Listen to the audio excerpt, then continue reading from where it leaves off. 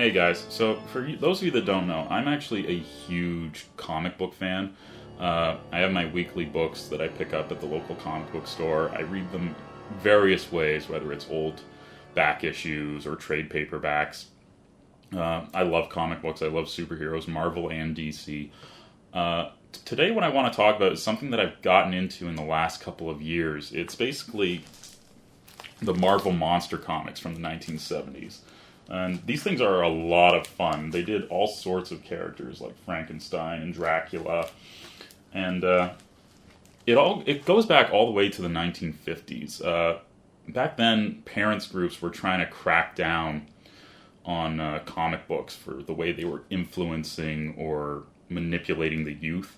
And a lot of it had to do with the sort of graphic or disturbing, lewd nature of horror comics at the time. Sort of Tales from the Crypt, EC type stuff. And that basically muzzled the medium of comic books for years, where they weren't allowed to show any sort of depictions of horror, sex, drugs, you name it. It all came, comics had to be distributed with this little stamp that said, approved by the Comics Code. But in the 1970s, they started to relax a little more, and Marvel really led the charge with a bunch of old school horror comics. But these were done in the sort of Mighty Marvel style. It was all incorporated into their shared universe. So you would have characters like Dracula and Frankenstein meeting Spider-Man or Iron Man. And they took essentially what they did was they took their superhero model and applied it to old school monsters. And it worked really well. And I think a lot of that has to do with the fact that Stan Lee was inspired by a lot of these characters growing up and when he initially started writing for Marvel. You look at a lot of the characters, whether it's the Hulk, Spider-Man, even a non-Stan Lee character like Captain America, their origin stories are essentially 50s monster movies with a happy ending. The Hulk is famously a combination of Frankenstein's monster and Dr. Jekyll and Mr. Hyde. So Marvel's superhero paradigm being paired up with the classic, sort of universal gothic monsters really worked well. This was a sort of short-lived craze, but it did leave a very big mark on the industry. But they had a whole roster of these characters, zombies and mummies, and not just like the traditional comic books, but also large format magazines.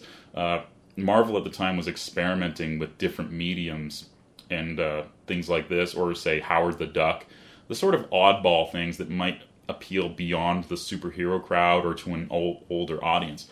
They did these large format black and white magazines where they could be a little bit more graphic or a little bit more adult in their storytelling. But I actually got into them through these sort of paperback collections they've done in the last few years, which are just absolute. This is probably you can view, if you're wondering how to get into these, there's many sources. You can go, most comic shops will have these in the back issues, or the more expensive high-end ones will be up on the wall because they're from the 70s. So you can buy the original single comic book issues. You could also download them if you have the Marvel app. But my favorite way is these trade paperback collections, which are they're absolutely beautiful to look at. I know they've been released previously, but they cycle through them every couple of years. And these current editions are just gorgeous. Like, the color really pops off the page. I know some of the previous editions were in black and white. I think that was part of the Marvel's Essential line. And these comics, too, they had some like really high-end artists and writers working on them. People like Len Wein, Roy Thomas, Marv Wolfman, Steve Gerber, Mike Ploog. And actually, horror fans will know, Mike Ploog was the guy that did a lot of the design work for John Carpenter's The Thing. He did, my favorite work I think he did for the Marvel Monsters line was Frankenstein. Not necessarily the best book they did. It feels like Marvel, it's kind of like Universal Studios at the end of their series of films. They started off really strong with this adaptation of the original Mary Shelley story, but then they lost steam really quickly. Like, they didn't know what to do with the character, or the amount of effort that had to go into writing him, like the pathos. It just wasn't something they could keep up with on a monthly basis, at least not the writers that were assigned to it. So Frankenstein really fizzled out early on.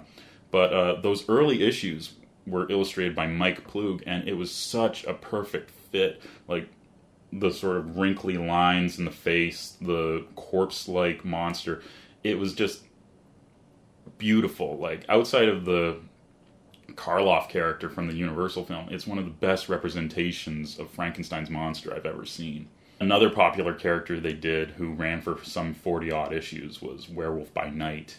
He was a California kid named Jack Russell who, on his 18th birthday, turned into a werewolf and got into all sorts of misadventures. I really liked that one because of the cast of characters that they developed. That one I actually own as an omnibus edition. It's this massive hardcover, which you almost can't even read. It's so big and so heavy. Now, the one that really, sort of my gateway to all of this was Steve Gerber's Man-Thing. Man-Thing is a character that came out around the same time as Swamp Thing from DC. It's one of the, like, I've read the backstory and, like, it's a lot of he said, she said. Near as I can tell, it's just a simple case of two companies having the same idea at the same time. And even there was a cross-pollination of talent. But Steve Gerber, who wasn't even really into gothic horror, took over this swamp monster book and essentially turned it into very cerebral therapy. I don't know what was going on in that guy's head, but it turned into Twilight Zone meets sword and sorcery novels with this swamp monster at the very center of it and like some gothic window dressing. It's very weird, and it's like this, it gives you like this very dark look inside of a person's mind. Even like, I have a complete run of it as single issues, and like the final issue from the first series, it suddenly becomes self-aware, like where Steve Gerber is a character in the story and the narration is him writing a letter to his editor saying why he can't continue on this book. It's very weird, but that's kind of why I love it, and I actually enjoy it more than Swamp Thing. There's just something about the flavor of it, and Man-Thing himself is such a fun character. Like, whoever knows fear burns at the Man-Thing's touch. It's just stuff like that. It's so pulp and yet so thought-provoking at the same time, without ever getting pretentious at all. And then, of course, the big daddy is Tomb of Dracula. This ran for like 70 issues or something like that. Maybe more if you count the magazines and the annuals. But yeah, this one might be my favorite. It had a consistent artist all the way through, Gene Colan. He was there from the very beginning, and he based his version of Dracula off Jack Palance, I believe. And there were various artists at the start, but then I think it was issue 7, Marv Wolfman came on. And Wolfman is, he's best known, he's done a lot in comics. Most people would probably know him for things like New Teen Titans. He created characters like Cyborg and Starfire.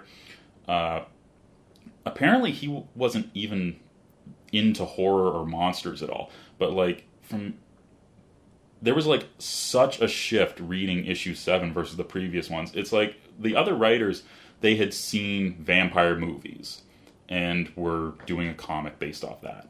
But then you read his first issue and he just slams into the ground running. Like, very first page, there's like this explanation of vampire lore taken straight from Bram Stoker's original Dracula novel, and he starts incorporating things into it that you'd never seen in movies or even other forms of literature since Bram Stoker originally did it. Like the idea that Dracula could control the elements, things like that. So, and it was the one situation, I think, like, that was the problem, is they tried, I think, too hard to turn Werewolf by Night into a superhero book, and too much to make Frankenstein just another monster story.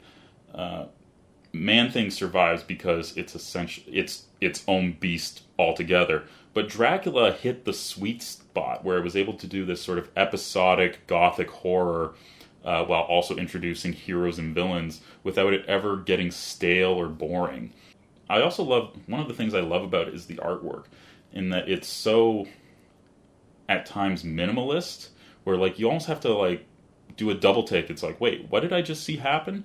Like there's a plume of flame or smoke. This is also where Blade, the Vampire Slayer, comes from. He was originally introduced in Tomb of Dracula as an adversary for Dracula, and he's gone on to become a popular character in his own right.